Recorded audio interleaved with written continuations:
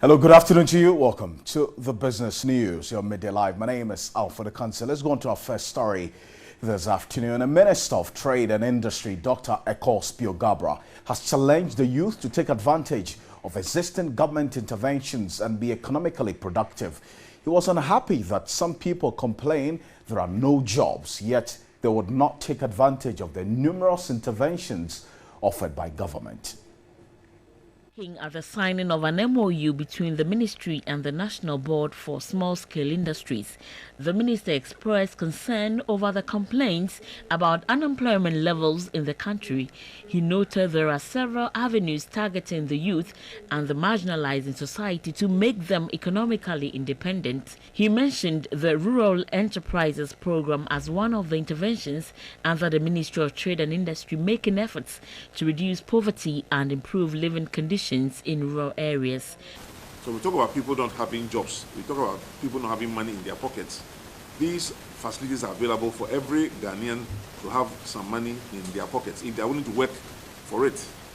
And the government of Ghana, through the government's budget, with some help from the International Fund, have put together a $200 million program, which is this Rural Enterprises Program, which is going around the country telling all Ghanaians who want to put some money in their pockets, please come to us. Let us help you to register a business.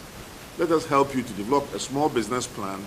Let us give you a little bit of money, and let's show you also how to get money from any number of other sources of funds.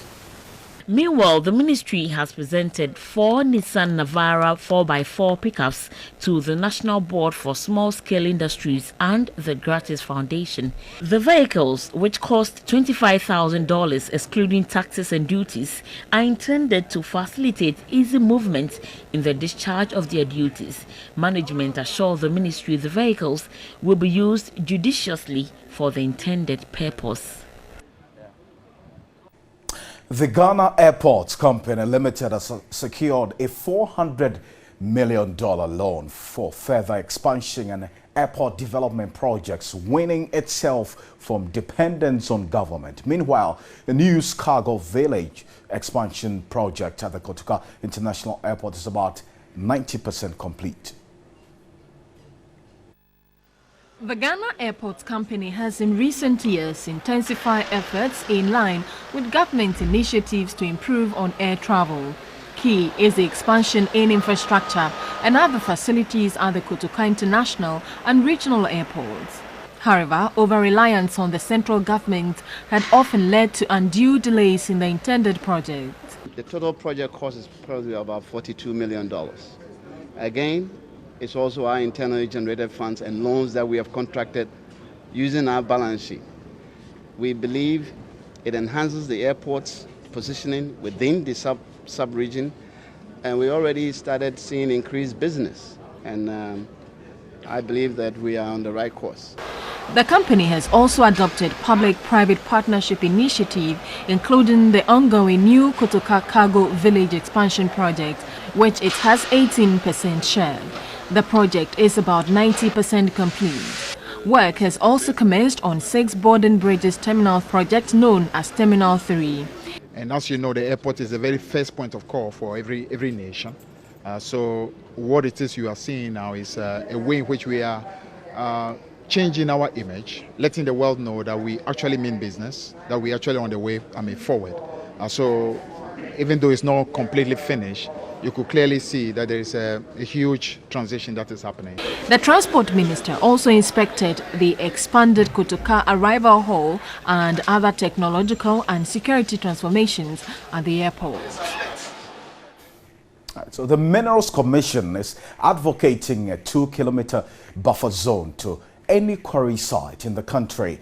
In the meantime, the Commission and the Ministry of Lands and Natural Resources have cautioned developers not to build around quarry sites due to the dangers of explosions and dust to their lives. This follows a fact-finding visit by officials of the Ministry and the Minerals Commission to some quarry sites in the country. Some residents in the Gomoa East District of the Central Region petitioned the Ministry of Lands and Natural Resources over effects of explosions and dust from the quarry sites in the area on their lives. A visit by a joint team of experts from the Ministry and the Minerals Commission to the area revealed cracks in their buildings.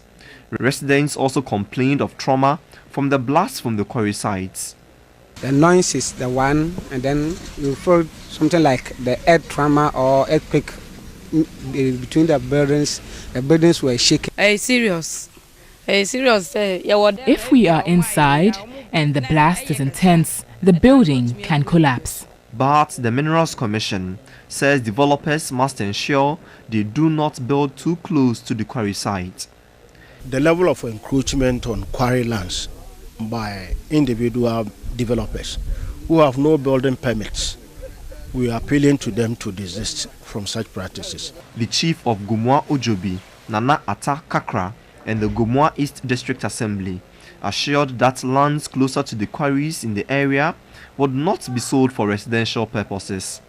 A quarry operator assured the commission of their commitment to operate within the ambit of the law. What we are doing is not illegal. Right now, the chief are coming, the minister also come. Everything is getting clear.